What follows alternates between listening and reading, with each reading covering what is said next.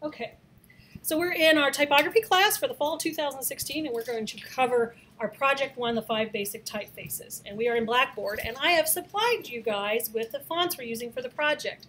And here, underneath the title of this Project 1 business, you will see the third item down says fonts, Garamond, Baskerville, Bodoni, Century Gothic, and Helvetica. If you right-click on that we have a right-click mouse on your Mac, right-click, and go to Save As, a window will come up. Your window may look like this, where it's smaller.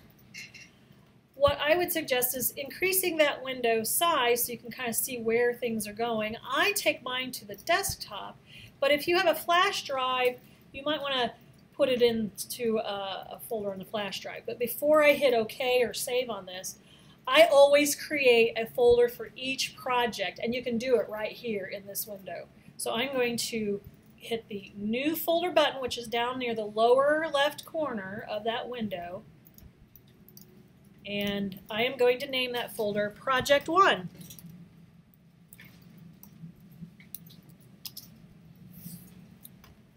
And then when I type that name in, I hit the Create button, and it creates a Project 1 folder on my desktop. Now make sure that Project 1 folder is selected, and then you can hit Save, and it will save those fonts right to that folder. Now for those of you guys who are still trying to get your book, this assignment is found on pages 106 and 107, and I do have PDFs for those two pages for those of you guys who still do not have your books. But if you have your book, if you open up to page 106 or 107, you can kind of see an example of what this might look like. There's only one font example. We're going to do like 5 different fonts. They only show Garamond. So we're going to do one that looks kind of like what they have in the book, and then we're going to carry on and do one for Baskerville, Bodoni, Century Expanded, and Helvetica. So yeah, we're on page 106 and 107 of the book. And again, I've supplied PDFs here. And the PDFs are not very good quality, so just warning. I was getting kind of crazy with the scanner and lifted it up before it was done scanning, but I figured we could still read it, so I left it. Okay, so we've downloaded a font, and we've opened up page 106 or 107. If you don't have your book, 107 looks like this. Now you'll notice in my scan that I have put a big X across the Jane Doe's, the second, third, fourth, and fifth set.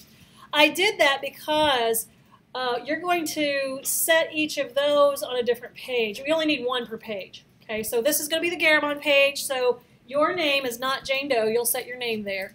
And you'll set that in Garamond. But then we'll create a second page in InDesign. It'll be for Baskerville, and you'll set your name in Baskerville. It just happens that they're just showing an example of Jane Doe's name set in Baskerville here, but well, Garamond there. Baskerville for the second one, Bodoni here, Century Expanded here, and then Helvetica there. They just wanted to show as an example. But I put an X through it because I'm like, we're not going to do it 5 times on alone. Okay? So there's one other thing I want you guys to grab a hold of while we're here. I think I just got off of my page. Oh, here we are. Pardon me. There is the topmost item here in Blackboard's Project 1, Garamond Text Project 1. You want to right-click on that and save that link to your Project 1 folder. Okay, so you may have to go looking for that. That's a Microsoft Word document that has the text just for Garamond in there. Now, I did not typeset the text that's supposed to go on the Baskerville page or the Bodoni page or the Century Expanded page or the Helvetica page. But what it says in your book is it says, use the text on page, it says see pages 28, 34, 40, 46, and 52. So 28 is Garamond, that page. 34 is Baskerville, so if I went to page 34, it will show me a picture of John Baskerville down in the corner, but it will also show me, it'll be a pretty big paragraph at the top, big guy. That's the paragraph that you guys will need to type into Microsoft Word, okay? I supplied one, I supplied Garamond for you, but you'll have to type a paragraph into Microsoft Word, and then we'll import it into InDesign. And the reason why we don't type it right into InDesign is because InDesign doesn't have a grammar check at all. And when you type in InDesign, you're probably going to make some mistakes and not catch them. Okay, so I do have Garamond done. Now I'm going to minimize this, and I am going to open InDesign. Oh, I can open InDesign, but if you don't have InDesign up, let me pull this down just a little bit. I've already set up my laptop, this isn't a laptop, I've already set up my computer so that I have InDesign, Photoshop, Illustrator, and our font software already ready to go on my dock, and most of you probably don't have that yet. So we need to share with you how to get the software we're going to use for class. I know from way back there it's hard to see, but there's a dock way at the bottom of the page, and I have InDesign, Illustrator, Photoshop, Camtasia, which is my recording software, and this font agent. I have those there, and I'm going to share with you how to do that. So first off, to get to InDesign, at the bottom in the dock area, it's near your trash can. Mine's a little further out, but there is a folder, and it's just blue. Hover over it, and it will say Applications. Okay, you might also have one that says your name, but you want the Applications folder. When you click on the Applications folder, you will see some of the software we can use. So here's ID, it's pink, the pink ID little file or folder. If you double click on that, then double click on this square that has the ID in it, that's the actual software, it will open up your InDesign software. Now, it also puts the little icon down on your dock, but not permanently, okay? What we want to do is we want to leave that on there permanently. So to leave that on there permanently, you would right-click on this little ID button down here on your dock. I know those of you sitting in the back might not be able to see this very well, but it's down here on the dock. You right-click, and you can go to Options, and you want to have Keep in Dock checked. And since we use InDesign almost every class period, I also click on Open at Login. That way, as soon as you log in, you come in and sit down, InDesign will open right up. You don't have to go, oh, darn it, I'm getting behind because she's already got InDesign open and I got to wait 5 minutes for this dumb thing to open. But it takes a while for it to open. So please right-click on that InDesign icon, keep it in the dock, and open it at Login. That's really important. It's a time saver, actually, and a frustration reliever.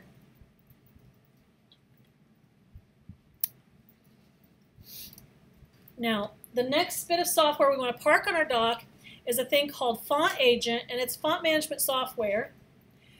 You won't have Font Agent at home, so you'll have to load fonts a little differently than how we do it here. But we're going to go to the Applications folder, and we are going to type in FO for font. If you hit FO for font, it will automatically, if you do it quick enough, it'll go down to the FO area. So in this case, font book is what kind of came up. But right next to font book, I'm going to scroll up so you can see it. There's font book, Font Agent Pro. So we're going to open that folder. And then when that folder opens, click on the circle with the F in it so that will open. I already have mine open. And mine is going to look much different than yours because I've already played around with some things here, okay? So you will not have this display sans serif serif business, and you won't have all these import history things because I needed to test the software to see if it even worked before school started. And it remembers what I did. Damon, you got a question? What is it? Let me see what you got. He's asking about Font Agent. Yours says 7. Oh, Font Agent 7, yeah, just open Font Agent 7, that's fine, and then open that Font Agent software, which should be a circle with an F, right? Okay. Yeah, so it should say Font Agent 7, I'm sorry, I left the 7 off. And yours will not look like mine, yours will look very different.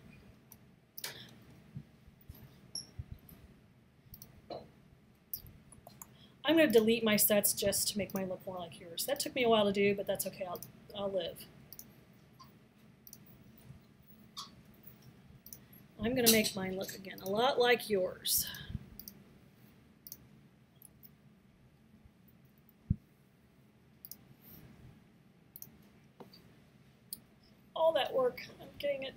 deleted. If it'll let me. Doesn't seem to want to let me.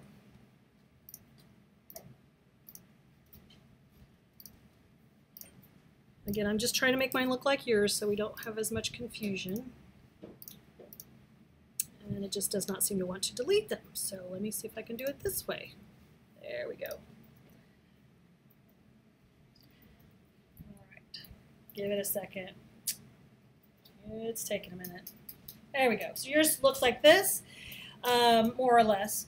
And yours will not have these dates on it because you have not imported any fonts yet. Okay. So here's how we get the font loaded into this font software. Now I kind of like to do it by project, and this font management software is not necessarily something a lot of people use on their home computers when they're newer to this kind of thing. But if you're a professional designer, you will want to use this. The reason why is if you load all 2,000 fonts that I have here, which I'll share with you where those are later. Well, I think I shared those with you on Tuesday. But if you load them all at one time, it'll just lock up your computer. I can load them here in this font management software, but not activate them, and it will not lock up my computer because they're not activated. So this is really nice. So what we're going to do is we're going to learn how to make a new font set, and we're going to title this set Project 1. Okay?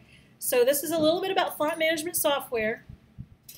So you're going to click on Tools, which is in the menu up at the top, and you are going to click on or select New Set. Again, this is Tools, New Set.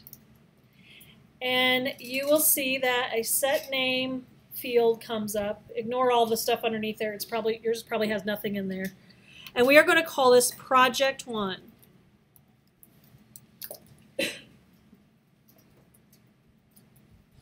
If you want to call it Project 1 Fonts, you could. That way it's real clear on what this is. Project 1 Fonts. And when you have that name typed in there, you will hit Save, or click Save, and you will then see that there is now a folder for where it says My Sets. There's a folder called Project 1 Fonts right here, assuming you have made that. Now, the software I was hoping would be a little bit smarter than what I'm about ready to show you. I was hoping that it would load these fonts right into that set that I created, but it doesn't, and I have to load them and then move them in there. So there's a time-wasting process that I haven't figured out how to overcome here yet. But anyway, I do right-click. Oh, before I do, hold on. We have not unzipped our fonts yet. We're going to go to the desktop to our Project 1 folder, okay? I have a few folders here, but yours, you probably only have one folder, I would guess. So go to that Project 1 folder, and then where it says fonts, Garamond, Helvetica, Baskerville, all those things, they're zipped. So you have to double click on it, and it will unzip it and expand it, and it'll create another folder. And inside of that folder will be your Baskerville, your Bodoni, your Century Expanded, your Garamond, and all that stuff, okay? So for us to be able to load them into the font software, we have to unzip them. All right. Now, what I'm going to do now is I am going to go back to my font agent, and I am going to click on my Project 1 fonts. If it highlights it like this, it means it wants to rename it, so be careful about that. Maybe click on the actual folder icon versus the words, so it's dark blue, not light blue when it's on there.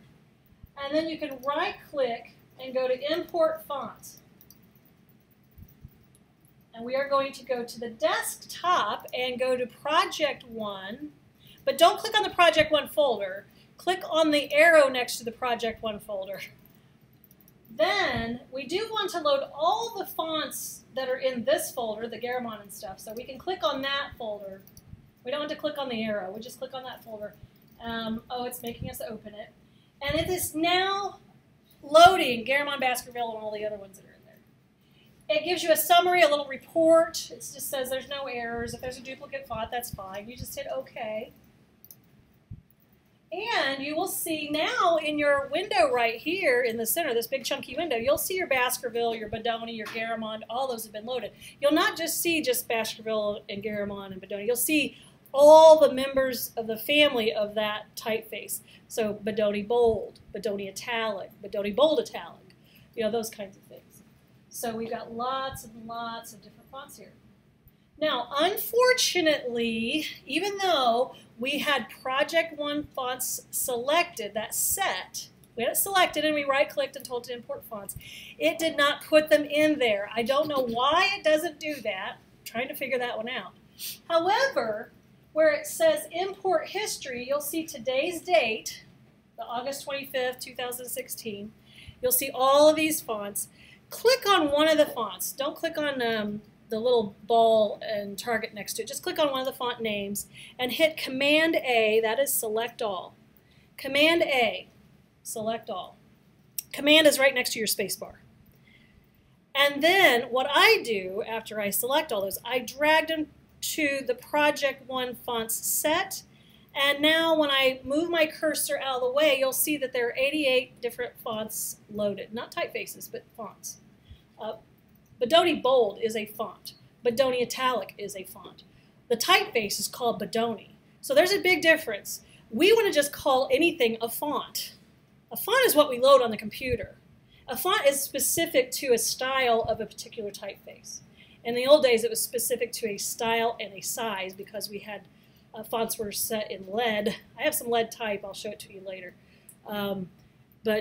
So a typeface is the name of the design of the type. And the font is actually the file that we're loading. So when you guys say, hey, I'm using the font Baskerville, technically you're using the typeface Baskerville. And I do have some professors that are really sticklers about that. When you call it a font, it makes them cringe when you really should be calling them typefaces. When you're talking about the design of something, it's about a typeface. Okay, so we now have Project 1 fonts. And we can choose to activate all of these fonts for our project right here. So they're loaded, but they're not activated. And here with this set, all I have to do is click on the little, it looks like a pill shape. And when you click on it, it turns green and it moves the little ball to the right. And it should activate the fonts. It takes a couple seconds. You can watch as these are slowly turning green, from gray to green. So until these are all green, they will not be available for us to use in InDesign. So I have to give it a couple seconds. Okay. Now if I did this and my computer started to act really wacky and started to lock up and act like it had a virus, that probably means that whatever font I just loaded and activated has the same ID number as another font that's already there, and I need to deactivate that and figure out what's going on. Maybe deactivate the other one that it's clashing with. And I would need some different, I need third-party software to tell me which one's doing that. We don't even have that software here. So I'm going to scroll using this little scroll bar. I'm like, okay, they're all on. Everything is there. And I am going to close or minimize my font agent. Okay, so we just learned new software. You just learned about font management software. And when you guys are working in the field and you are working on multiple projects, you want to create a set for each project. That way you can turn the fonts on and off as you need them. If you have all your fonts turned on at one time, it slows your computer down tremendously. If I were to open Photoshop, let's say load a bunch of fonts and activate them and open Photoshop, it would take forever for Photoshop or InDesign or Illustrator to open because it has to read every font file so it can put it in its little selector up there. So this helps us turn off the fonts we're not using and only turn on the fonts that really are important to us at the time. Okay, really it's a matter of efficiency, and if you guys are working in a big company, that efficiency really does matter. Okay, so I have my fonts loaded. I have InDesign up. And I also, in my folder that's on the desktop that has my fonts and also has a Word document, I'm going to peek at this Word document I've provided to you. I'm going to double click on that, on the icon part of it, and we're going to open this in Microsoft Word. We may have to do some sign-in on Microsoft Word. They've done something really weird with the upgrades here. So let's see if Word just opens or if you have to do a sign-in or whatever. I know it seems like I have to sign in with my username and password for Campus Connect or Blackboard every time. oh, not this time, but if it comes up with a, hey, you got to sign in, use your same username and password that you use for Campus Connect or Blackboard. So if I were to open page 28, which is, or 26, let's see, 28. This is the text that's found on page 28. You'll see that it is identical to what is there. Now, this is also set with 2 headlines, Garamond, Garamond. The reason why is on the example provided, they want us to set Garamond, 2 headlines with Garamond. One is upper and lower case, and the other one is all uppercase. So that's why we had that set twice. And it underlines anything that it thinks is a question, like thicks, obliques. You know, it's going, hey, those aren't really right, but that's what was in here, so we're gonna use that. And then it looks like it might be missing something. Is that right? The letter forms are open around, making the face extremely readable. Oh, no, it's there. Oh, you know what? I must have typeset this from a different book. It puts a sentence out of order. So the next to last sentence, it says the letters are open and round, making a face extremely readable, that needs to be moved to the last statement of this paragraph. So I must have had a different edition of the book or something. So if you highlight that in Microsoft Word and you hit Command X, that cuts it and copies it. Command X. It gets rid of it, but puts it in its memory. And then put it at the end. Command V is in Victor. And there we have it in the right order. I'm not sure why that was out of order, but maybe it's just to test me. And make sure there's 1 space after the period, not 2. For some of us, we've been taught that there's 2 spaces after the period, but in typeset stuff where we're using actual typefaces and fonts, there is only 1 space after the period. From this time to the point you guys die, one space after the period now. So don't hit that space bar twice after the period or any other punctuation. So once you make that correction, you can save it, just File Save or Command S to save it. It'll save it right to that folder that you downloaded it to. So we have that in the correct order now. And we really don't need to examine this document much further. It's pretty clean. So I'll give you some Word documents later on that we'll have to strip some formatting out of, but this one's clean. So we can close Microsoft Word. We do not copy and paste from Microsoft Word into InDesign. This is why I closed Microsoft Word. You may be in that habit, and that is not a good habit to get into. So I will tell you why here in just a moment. Let's get into InDesign. And when you open InDesign, it has some predetermined shapes and sizes of documents here. In this case, we are going to do a letter-sized document. So we can click on that. Now, it did not give us any choice as to what our margins might be or if we're using columns or anything. And usually, when you create a new document, it oftentimes does. So in this case, it did not. And this, it does tell us specifically in the instructions that we are supposed to have a 20 pica wide, like what's a pica? 20 pica wide column. Now pica, I do need to explain that because it's something that many of you have not experienced yet. I'm going to just type it in here. Normally I'd write it on the whiteboard, but since I'm recording it, I'm just going to type it in here. You don't have to type it in here. A pica, let me make this bigger, is equal to 1/6 of an inch, okay? Just so you know how big it is. There are 6 picas in an inch, okay? Picas are a unit that we use to measure typography or elements of type.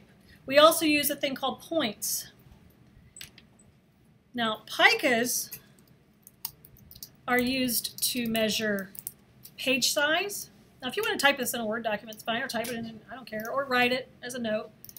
Picas are used to measure column widths. Let Let me turn off my hyphens real quick. I don't like hyphens. I'll teach you the same. Picas are used to measure column width, page size, margins around the page, the safety margins so you don't put your type right on the edge. And that's mainly what they're used for. Now, so we just talked about picas.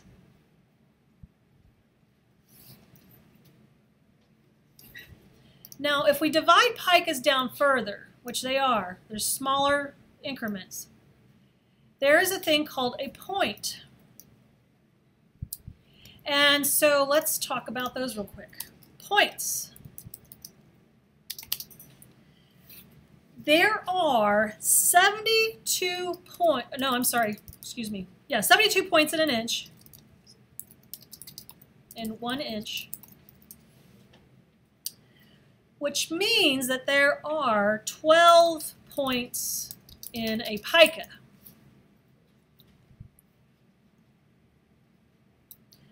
A pica is 1/72 of an inch. It's very tiny. So we're not even talking 1/64. There's a lot of rulers that will go to 1/64. Not very many, but some. We're talking, it's thicker than a human hair, but maybe 2 or 3 human hairs. And here's what we use. Points are used to measure the size of type, how tall it is, the space between the lines of type, which is called leading. Kind of seems weird that space is called leading.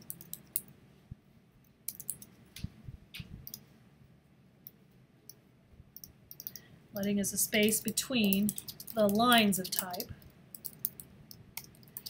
It's used to measure lines and strokes, and what are also called rules.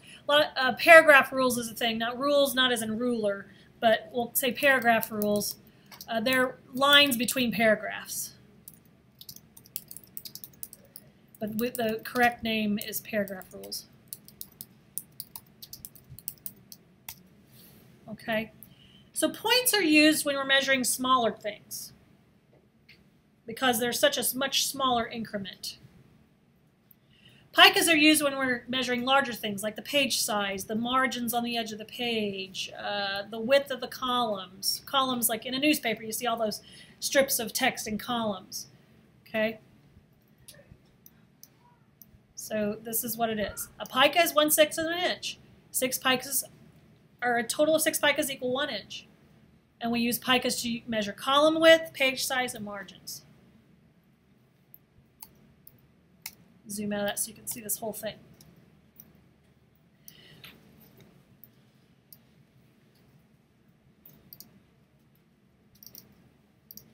And points are for the smaller type elements such as typography itself, as many of them small. Now the big type, like headlines, it's still measured in points. Okay, so type size is measured in points.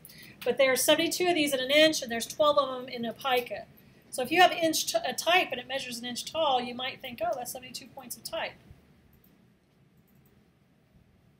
But points are used to measure the size of type, the leading, which is the space between the lines of type. So this is all lines of type right here. Line, line, line. But that white space right here, so they don't touch, is called leading. That's what I mean by leading. There's actually a measure for that. And if I were to do any sort of measurement on this line that was created over here, or that stroke, it would be measured in points as well. If I were trying to measure that. Does everybody have that information? Because I'm going to get rid of it. Because I have it memorized. I would certainly hope I have it memorized if I'm teaching it, right? I've used it a long time, too. Okay. So I'm going to delete this now. This will be on the video, too, assuming the video runs okay. So we are going to do some adjustments here to make sure that we have columns that are 20 picas wide. And sometimes what I will do in InDesign, before I get started here, this is our toolbar over here on the far left. And I don't like traveling real far to get my tools, so there's a little double arrow in the upper left-hand corner of that toolbar. Just very tiny little double arrow. I'll click on that so that I get my tools in 2 columns. And my color, fill, and stroke are much bigger this way too, because when they're tiny like this, it's hard to use. So I typically run that in a double column view for the tools. I do that almost in every software that I use. It's just more efficient. Okay, so we have, I'm going to use the rectangle tool. Some people call it the box tool, but it's a rectangle tool. I'm just going to click, and I'm not even going to drag. I'm just clicking, and this window comes up. And I know that there needs to be a 20 pica wide box. Now, right now my unit of measurement is picas, so if I type in 20, it knows it's not 20 inches. It knows it's 20 picas. Okay, I'm going to cancel that. I'm going to start that over. So this is the rectangle tool. It looks like a little rectangle box with the one without the X. And I just click preferably actually I'm clicking right here on the pink line. Doesn't matter where on the pink line. And I'm typing in a 20 pica by 20 pica box. And we should be in picas. If we're not, you can type in 20p and it will know. When I hit OK, it'll put a box in there. Just 20 pica by 20 pica. I don't like using the rulers that much, so sometimes I'm like, oh, if it's 20 by 20, I'll just figure out where the margins are from there.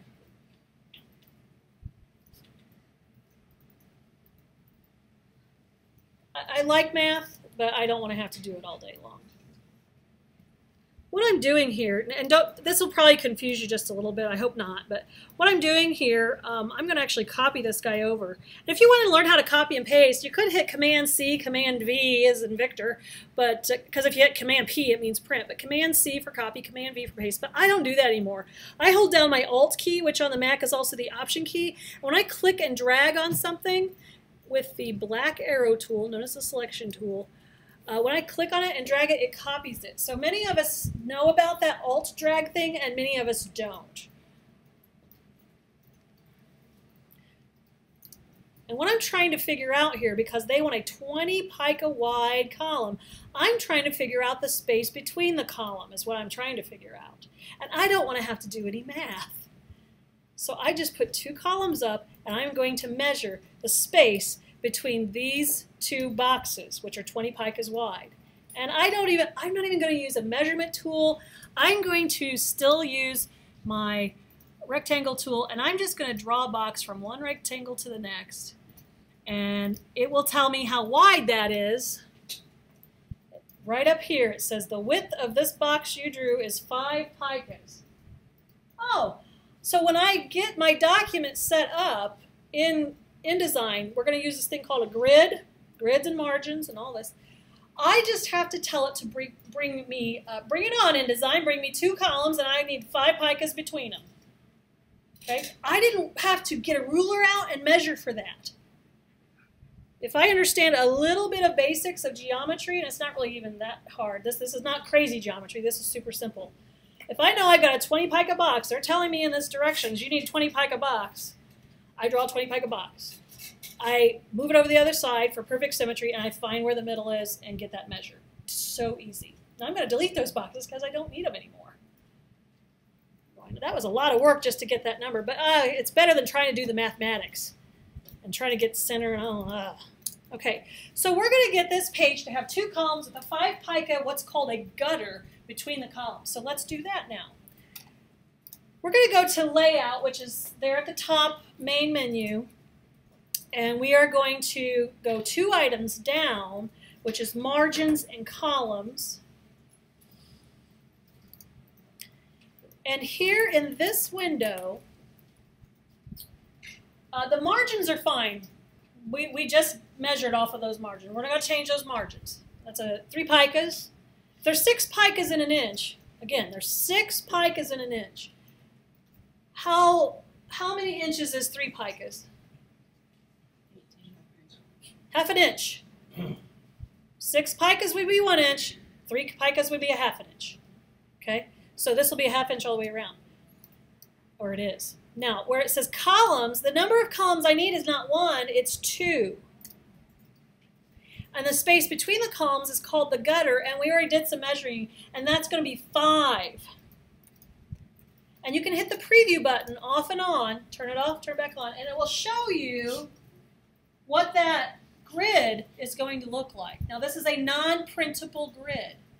Okay, it's there just so you can align things and make them orderly and not chaotic. So if you don't see that, click the preview button off and on, and it'll show you that 2 columns with a 5 pica gutter. Again, those lines are non-printable. When you print, you won't see pink. Now that took us a little bit to do, so you might want to save it. So I'm going to go to File, Save As, and I'm going to go find on the desktop that folder for Project 1 I created. But in order to do that, I want to click on the arrow next to the name of this. Now, Untitled is not a good way to save stuff. I'm going to call it Project 1. And I'm going to put my name after that. Please put your name after that because later when we package these and you turn them in, I'll know it belongs to you. So Project 1, a dash, and your name. Even if you just use your first name, that's fine because none of you have the same name in here. First and last is okay, but first I can live with. And if I save it now, it's going to go into this Documents folder somewhere deep in the bowels of this computer, and I do not want it to do that. So I am going to click on this little bitty arrow next to the name I just typed in, and it expands this window, and I'm going to click on my desktop or my flash drive or whatever, and I'm going to click on my Project 1 folder, and I'm going to save it in there. The idea is to organize your stuff into one place so you don't have any trouble finding it. The biggest complaint we have from our folks who have our students as interns is, your students are horrible at file management. It takes them 10 minutes just to find the file they were working on. I'm like, hey, I'm trying. I'm telling them. So you guys always organize your stuff into one folder for each project. And like for now, you know, if you're taking 3 or 4 classes, have a typography folder just for your typography stuff. Have a project folder for each of those projects in typography. Have a Photoshop class, Fundamentals of Imaging. Have a folder for that, and have a folder for inside of that for each project. And you guys, you will find your projects like that. There is nothing more time wasting than me sitting there waiting for you 5 minutes to get your stuff up because you can't find it. I'll actually move on. I'll go, you know, call me when you're done because I got other folks I need to help. And when you're done, I'll come over and help you. But you know, if I walk up to you at any minute, it would take you under 30 seconds to find your stuff. It should every time. Okay, so here we are. We saved it, and we're ready to play around with our Garamond one. Now we're going to do 1 page for Garamond. We're going to do 1 page for Baskerville, 1 page for Bodoni, 1 page for Century Expanded, and the last page will be Helvetica. So let's talk about our Pages panel, because we're going to add some pages, 1 for each of these typefaces.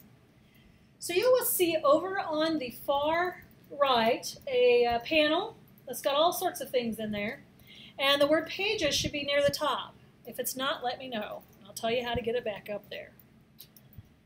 So we click on the word Pages, and it flies out and gives us an idea of what this document looks like. Oh, this is not what I wanted. Boy, the new upgrade on the software is doing some undesirable things here, so I have to go back and change them. Right now I have what is called a Facing Pages document, which is for a book. And this isn't a book, this is single pages. So we're going to have to turn this off, and it's good to know where to turn it off. I know that because the master page has 2 pages facing each other, and there's a line right next to page 1. And we don't want that line.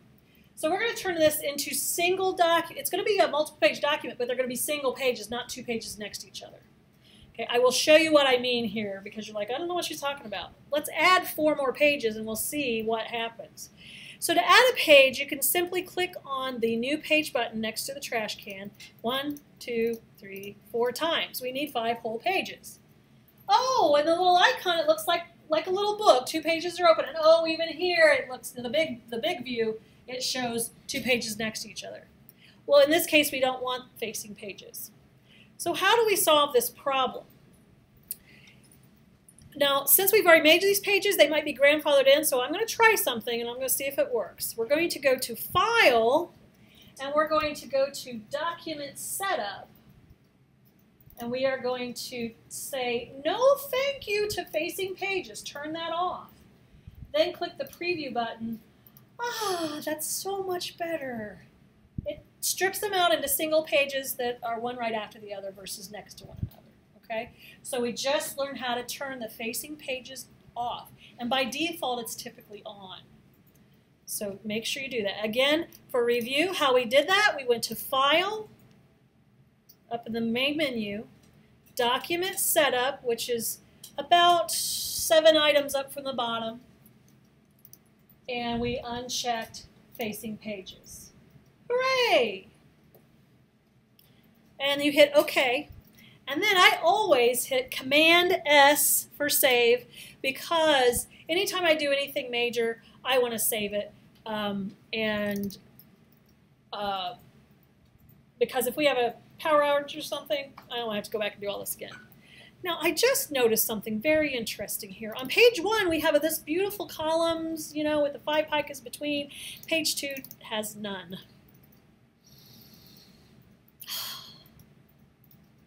That is a pity. Now, in design, in order for something to stick to every page, we actually have to tell the master page to have these attributes so that everything else will. So we're going to learn a little bit about a master page today, okay? Because on page 1, looks good, I've got my columns. Page 2 does not look good. Darn it. Yours disappeared. Well, if you scroll up and double click on page 1 and see if yeah, double click. Yeah, the pages panel, you'll have to double click on a page to actually get the page to come up. Single click doesn't quite work. Now, I am going to test a theory, and it may not work, but this sure seems like it should. If I want page 1 to actually, if I want my master page to look like page 1, and I want every page to look like page 1, can I grab page 1 and drag it over my master page? Well, no, it made a second master page. That's not really what I wanted. So I'm going to click on that and hit the trash can. Boy, that would have been nice. Can I right-click on page 1 and tell it to make it a master page? Apply master to pages? Nope, that's telling me that master that's already up there, it's going to apply the blank stuff to page 1. So I'm like, no, that's not it either. Can I turn this into a master page? I don't think that it is going to allow me to do that. Boy, that just kind of bites. Okay, so guess what I have to do? Here on the master page where it says A Master, this is above page 1, double click on that. And when you double click on it, both of these little pages should turn kind of a grayish color. Now we want this to be a single page document, not a double page document. I don't know why it didn't go there, but we're going to have to get it to not be a double page document. So what I'm going to do is I am going to have to, again, go to File, Document Setup, and turn off the facing. Well, no, okay, boy, okay. I think it's stumping me. What are we going to do here?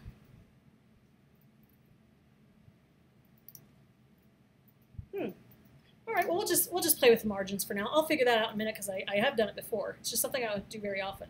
Let's go to Layout, and let's go to Margins and Columns, and let's give it a 2-column, 5 pica gutter. So 2 columns for the number of columns and a 5 pica gutter. And hit the preview a couple times and see if it's doing the right thing, and it is. And as long as both of these are grayed out, it should do them to both of them. And now that we go double click on page 2 or double click on page 3 or 4, it should have the right columns and with the right gutter. Now this is going to trip a few people over, so what I'm going to do is I'm going to stop the recording, because what I'm going to do is I'm going to help people, and I'm also going to give you guys a break because you need one, okay? So let me stop this recording and I'll come around and help, assuming it has recorded.